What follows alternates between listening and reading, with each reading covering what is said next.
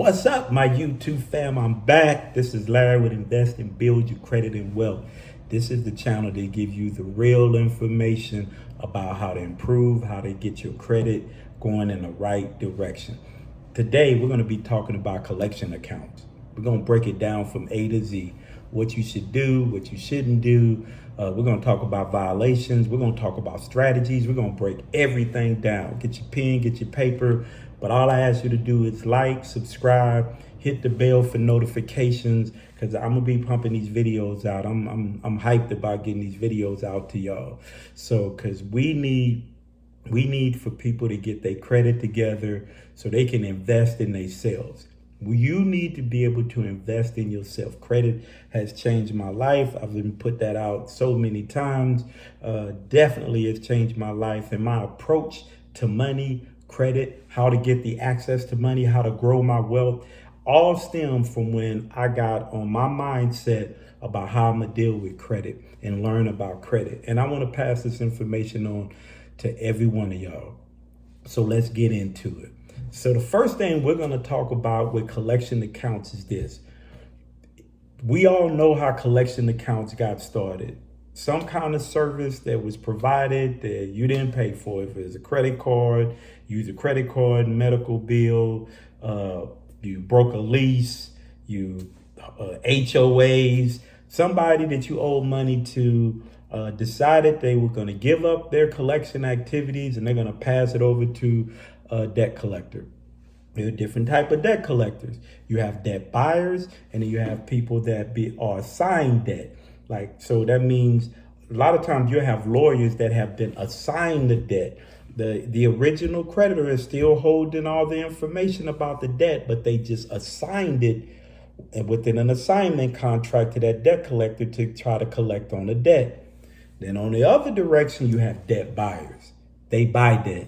They go around with all Bank of America, Capital One, Amex, Credit One. They go to all these places and say, hey, how much we want to buy some bad debt from you? And they say, no problem. They sell them about $100, $200, $300,000 worth of bad credit card debt. And they wipe their hands free of. They've already charged it off. They've already wrote it off on their taxes. And they want to get rid of it. Be done with it and let somebody else deal with that headache on collecting. And debt buyers, that's what they do. They go out, try to collect on these debt. So now that we understand that, the first thing you receive from a debt collection is a debt collection letter. You need to understand that some of these debt collectors, within their letters, there are violations. You have to understand there are certain things that are required in a debt collection letter that must be in that letter. And we're going to cover that, because if it's not in that letter, you got them already, because they're in violation of the Fair Debt Collection Practice Act. There are certain things that need to be in that letter, and if not, they're in violation. Me, if I see you making those type of mistakes, I'm going to challenge you in court to show that you're in violation of the Fair Debt. You sent me this letter in violation. And now I'm going to challenge you. I'm definitely going to challenge you now, because if you can't even write me a letter without the violation, I know you don't know nothing about that account. So I'm about to put you through the test. That's me.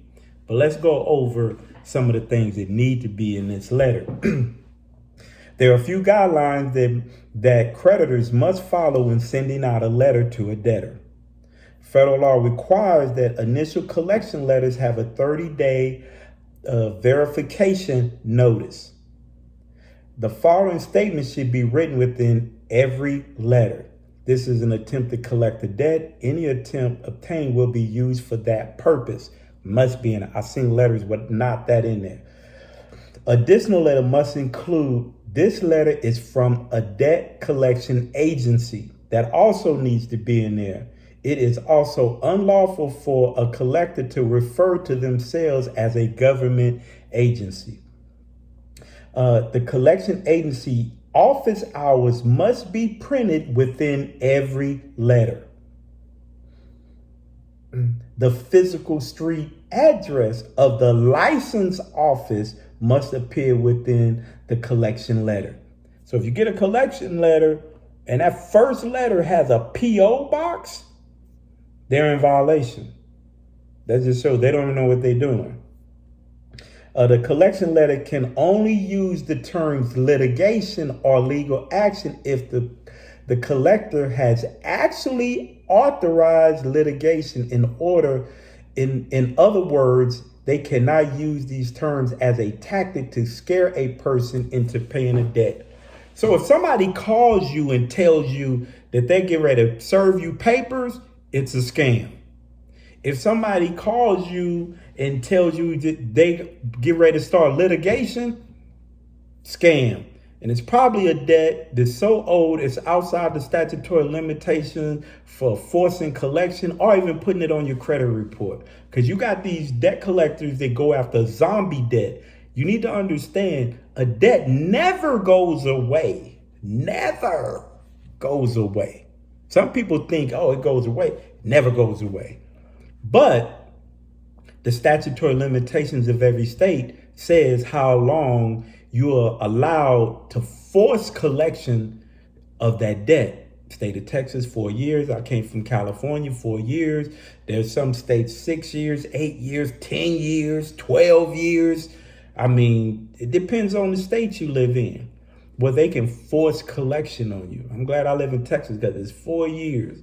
After the 4th year, they cannot force collection on you, meaning they cannot sue you for that debt. And they really should be telling you that you cannot be sued for this debt. If they're calling you, they the first thing say, we need to let you know you cannot be sued for this debt. So all that stuff, when you talk to a debt collector, some of y'all just don't want to talk to them. Y'all scared, you ignore them, all that. And they could be sending you all kind of violations where you can get out of the debt. You got to know how to play the game. You got to learn how to play the game because they playing the game, right? And they trying to trick you. So you got to see me, I'm going to trick you right back. Because I'm listening to everything you have to say. I'm writing it down to see if any kind of violation, because I may take you straight to court. I've had clients that had Citibank cards, $6,000, been served, come to me and say, what should I do? I got served. You take them to court and have won their case. So I'm telling you, don't be scared of them. Don't be scared of them. You just sit there. You got to know how to play the game. And I'm giving you the tools right now, how to play those games. First thing, look at that letter. Make sure there's not any violations. Write down those violations on there. Circle them. Keep that record of it, right? You go ahead and send you an affidavit and you want to go get validation.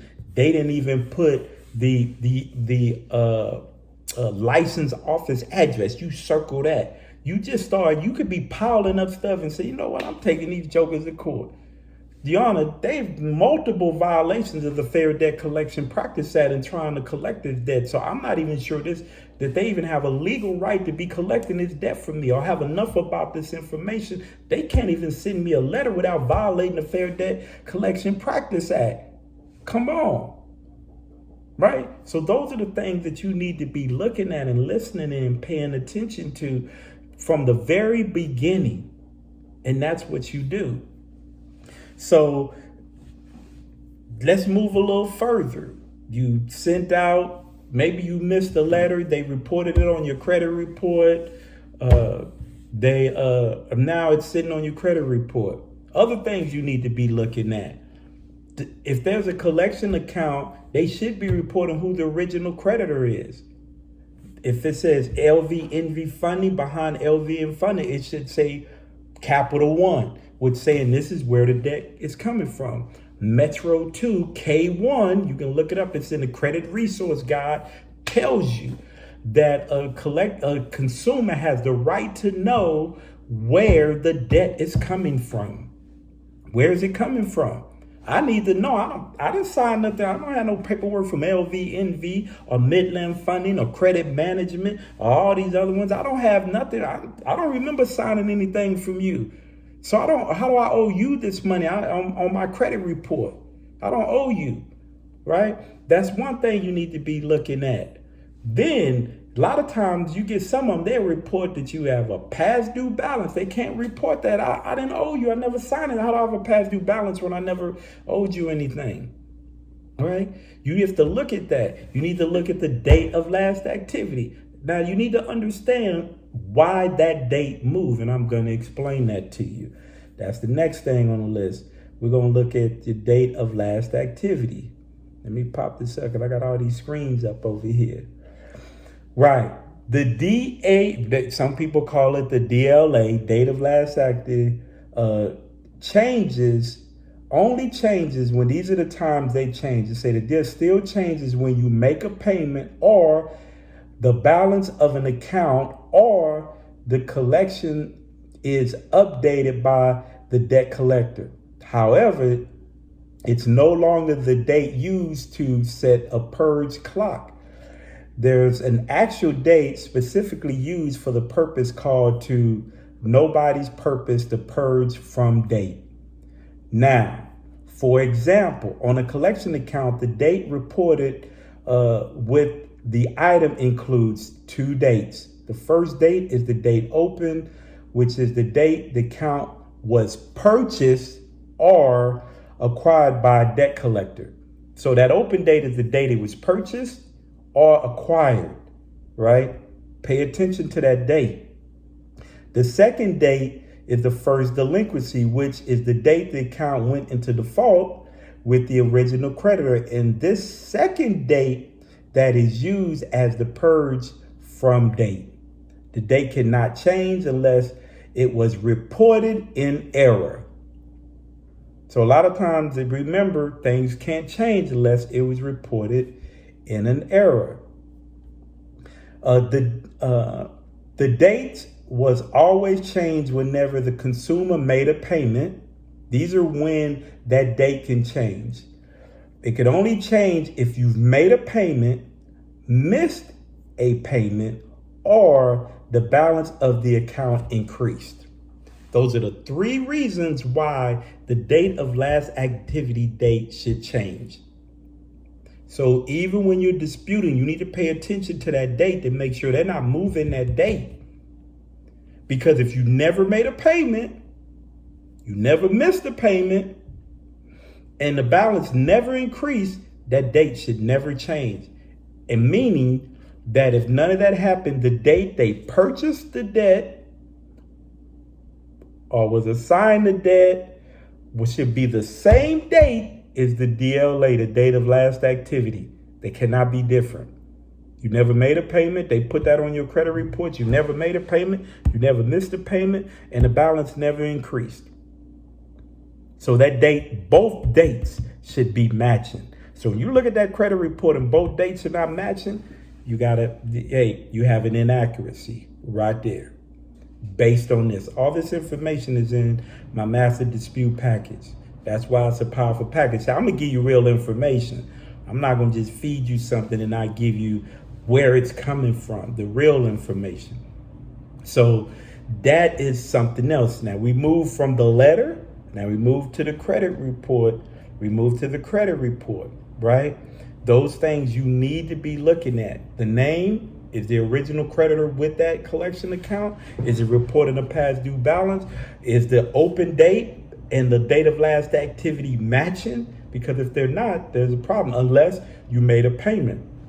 People with medical debt, listen, I've seen credit reports where every month that medical debt goes up. You cannot add interest on a medical debt unless it was a part of the original agreement or contract. Meaning when you went to the doctor's office, if you signed something that says that interest could be applied to your medical debt, they cannot apply it, which means they cannot increase the amount of your debt. Because every time they increase the amount of your debt, they're changing the date of last activity. Pay attention to what I'm telling you. These are all the tactics they use that you got to know what's going on. They're adding interest on an account that's not an interest-bearing account, like a medical debt. It's not a part of the original agreement.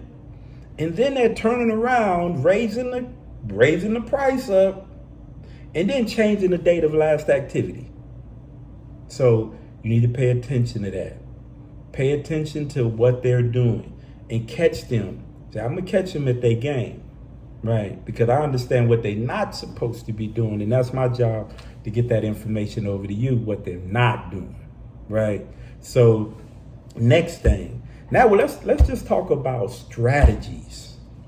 Listen, you have a collection account, and we're gonna start at it's reporting accurate, meaning they have the collection account name, they have the original creditor name, they have the balance, the date of last activity, and the open date all match. Everything is right. No past due balance, all that, because that's actually reporting an accurate account. So, because remember, you're trying to dispute an inaccuracy. Now, you get all these people just tell you to just dispute, I'm disputing this account. When you do that, so the credit bureaus are going to go and just check the date, check the balance. And they're going to say, yep, the balance is right. Well, we verified it. So you have to find an inaccuracy to have a strong case to remove something. You can't take the credit bureaus to court if this report inaccurate. You have to see what they're doing that is wrong. Now, mind you, this is why it's so important you dispute. You ask for method of verification. You send it back again and say, listen, I want to verify because I sent in a method of verification. You say, so I want to re-verify that what you're saying is accurate because this is still reporting inaccurate information. Right? Because now it becomes negligent. Now, if you've been reporting something that you know is inaccurate, now the amount of money that you can get from the credit bureau changed because now it changes to they're just being negligent in fixing the error after you've proven over and over, and you have the file and the paperwork to show it, right? So those are the things you need to be paying attention to. And credit repair is time consuming. It is time. This is my last video. I said that's why I don't really like taking a lot of time. I'm like, hey, let's do this, let's do this, let's do this, and let's move forward. Let's build your credit because we need to get your score where it needs to be, right? So that's the other thing you need to do. You need to make sure that you're following the guidelines and what you need to do on each dispute to prove that now they're not just fixing inaccuracy, they're being negligent in their responsibilities to fix it. That's what you want to do. So now let's move on. You want to buy a house, right? You went through all the processes, say with no violations in the letter, is reported accurate. You want to get this stuff off your credit report. First you're going to try to dispute it, didn't come off. Now you're looking at this. I got a $500 collection account on my credit report. I want to get it removed. I've been disputing. I can't get it removed. It's $500. You're not going to take them to court because think about it. A lawyer is probably going to charge you $1,200, $1,500, depending where you at, to challenge them. Now, it doesn't make sense to pay $1,500 to a lawyer to pay a $500 debt, but you can still get off. That's why I've done videos on this on restrictive endorsement letters. A restrictive endorsement letter limits the key reason why I use it, because I write out on my restrictive endorsement letters, I'm creating a contract between me and you. I'm writing in that contract that I'm going to pay you this amount of money. I'm going to write this amount of money. I'm going to write you a personal check. I'm just going to give you all the nuggets today because I'm feeling good, because I want to help you. I'm going to write some information on the back of that check. I'm going to send you a letter. See, because I like to play the games they like to play. So I like to trick them the same way they trying to trick me. So I send them that check. And I write that information on the back of the check. And I send it in a restrictive endorsement, because a restrictive endorsement limits how they can they could get their money out of your account. Right? You limit them from trying to play those tricks, and if they play the trick, you got them. Meaning, you're going to put on there for deposit only. Now you restrict how they can take the only way they could get that money out of your account is to deposit that check. But you're going to write something on the back of that check. And on the front of that check, you're going to write the account number. And you're going to write for deposit only. And then that collection account may try to be smart and take the information off the check and try to deposit it. Now you got them. Because they just broke a law. Because you put specific instructions that the only way that they could get money out of your account is to deposit that check. And when they deposit that check, you got the front of the check, you got the back of the check you wrote on there, and you got your letter that you sent them and signed certified mail. You got pictures of all that before you sent it with the envelope to the side. So when you take them to court, when they don't get it off your credit report, oh, I forgot something. And you ain't gonna give them $500. You're only gonna write them $250 because they greedy. You know what they're gonna do? They're gonna cash the check. And then they're gonna send you a letter saying you still owe us $250 more. And you're gonna write them, in my package, you're gonna write the follow-up letter. And you're gonna send them a copy of the front and the back of the check. I don't owe you $500. I wrote my terms and conditions, and you agreed to my terms and conditions when you deposited that check. Feel me?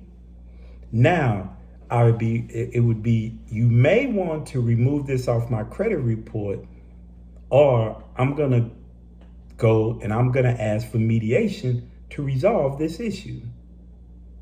That is a binding contract. Ain't no different than if your next door neighbor bought a used car from you and you wrote all that information down and then they didn't want to pay. You take in the court and you say, Your Honor, here go the letter that they gave me for the amount that they owe me. And the judge gonna say, look like you signed that contract to me. Look like legally binding to me. Yeah, you owe them the money. That's why you got to know how to play the games. I've learned how to play their game. Right? That's why I come the way I come when I deal with them. Right? They want to play, I play too. I get on the seesaw with you. And soon as you go up, I go up, you go down. I'm going to slide that letter on down the seesaw and say, no, I don't owe you anything. And it may be smart for you to take it off, or you may be having to deal with me in court. And I got all the documents that show that you agreed. And then this check that is deposited in my bank account with the statement and your endorsement on the back of it. So it sounds like to me, you agreed to my terms. So you need to be removing that off my credit report. So you got to know how to play the game. So I know how to play that game. That's why I get collections off people's credit report. It ain't always going to happen when you sit in a dispute. What's your second plan? What's your third plan? See, I'm looking at all the different ways to try to catch them, from their letters to the things they say, the things they do, the replies that they give. I'm writing down everything for them. But sometimes you're going to have to pay a little money to dispute it off and get it off. But you want to do it the way you want to do it. But you got to understand what state you live in. What's your statutory limitations? You know what I mean? Understand that type of stuff. Know what it is. It's nothing wrong with settling a debt to get off. As too many people want it. I'm going to keep it real with you. We all pay debt. We don't want to pay none of them jokers. But it's not worth it riding on your credit report. That $500 is costing you 15 times more than that debt. And every time you let that debt ride, it is hurting you. It is limiting you to the access to money. You're not hurting them. I preach this all the time. You're not hurting that company that you don't want to pay. You're hurting yourself because now you're letting that stuff ride on your credit report. And some people are not going to give you that type of money. You're not going to get a $15,000 credit card, $20,000 credit card, $25,000. You ain't going to get access to money like that. They're going to keep you with that $500, $1,000, $800, $600 credit cards. Because that's all they want to be challenging you with if you don't want to pay them. Nobody wants to go after somebody with a $20,000 credit card that they ain't paid. Especially if they know you haven't paid your debt before. So that's why I say get it off of there. Don't ride with that stuff on your credit report. Clean it up. Move forward. Build your credit. My last video I did yesterday was only talking about don't waste time trying to fight something that ain't gonna come off, right? And then you just let the debt carry. Just pay it off and move forward. Start building your credit. Change your pattern. Change your credit profile. Look at it. It's starting to look good. I got 15 good accounts on there. Yeah, I got a couple bad ones, but when I first started this journey, I had 2 bad ones and 3 good ones. Now I got 15 good ones and 2 bad ones. And then jokers, because you've been doing that, these jokers are getting old. They're not even holding that much heat, but they paid. They paid. And they're gonna be falling off soon. So then you be in that 730, 740, 750 credit range. But some people try to fight too hard to try not to pay nothing, and then just let the time keep moving forward. And now you still with bad credit 4 years later because you didn't want to take care of the stuff 4 years ago. I'm keeping it real with you. We can get some of this stuff off, but sometimes you're just going to have to take a nail. See, I'm going to tell it to you like it is. I'm not going to feed you all of that. You know, like a lot of these jokers, they get your hopes up high so they can kick your feet from up under you. I don't do that. I'm going to tell you for real, and all my clients, I keep it real with them. You know what I mean? If I feel that debt is too high and they need to file a bankruptcy, I'm going to tell them. If they don't need me, and I'm like, you really don't need me to fix your credit. Your credit ain't that bad, but I'm gonna tell you what you need to do to move you in the right direction, right? That's how we help each other. And my helping you bring good blessings to me because I've been blessed with this information and blessed to share it and blessed in a lot of different ways. Growing my business, my wife is opening a business. We're just doing a lot of great things because our attitude, mindset, and everything has changed about credit. It has opened up a lot of opportunities. And every time that you don't move forward and you hold on and trying to battle something that you ain't gonna win, you just holding yourself back. You holding yourself back from reaching your objective and goals. And I've learned that. I ain't gonna let it hold me back. I'm always on my credit for real. I look at my credit almost every day, probably 2-3 times a day, make sure ain't nothing slip on there. So, but I'm on it. I'm always trying to build and move better, keep my debt ratio down, keep my utilization down, pay I use my cards and all that. Did it on plastic. Man, there's so many ways to access your money and use your credit in a positive way to put money back into your pocket. But anyway, if you have any questions, if I missed something or you didn't understand something, shoot me an email. It's in the description. People that email me and leave me a number, I'll call them. And anybody that's been on my videos, they'll tell you that have reached out to me. I've reached back out. A lot of them didn't believe I would give them a call, but I talked to them and then spent 30 minutes, 40 minutes talking to them about their credit, helping them out for free. And talk to them because that's what we should be doing, helping each other to achieve our goals in life. But anyway, this is Larry with Invest and Build Your Credit and Wealth. If you want my master dispute package, shoot me an email. It's $70. Got a lot of information in there. But I'm going to keep bringing you these videos. Every day I'm going to be pumping these videos out because I need to get you this information. And I know I've been slacking, but I'm on my game and on my grind now. So I appreciate y'all for hanging out. Again, subscribe, share, like, hit the bell for notifications. And I appreciate y'all for being a subscriber on my channel. And let's grow the channel. We need to grow it and keep it real and get this money. Anyway, I appreciate y'all. And y'all have a blessed evening, morning, day, or night. Thank you.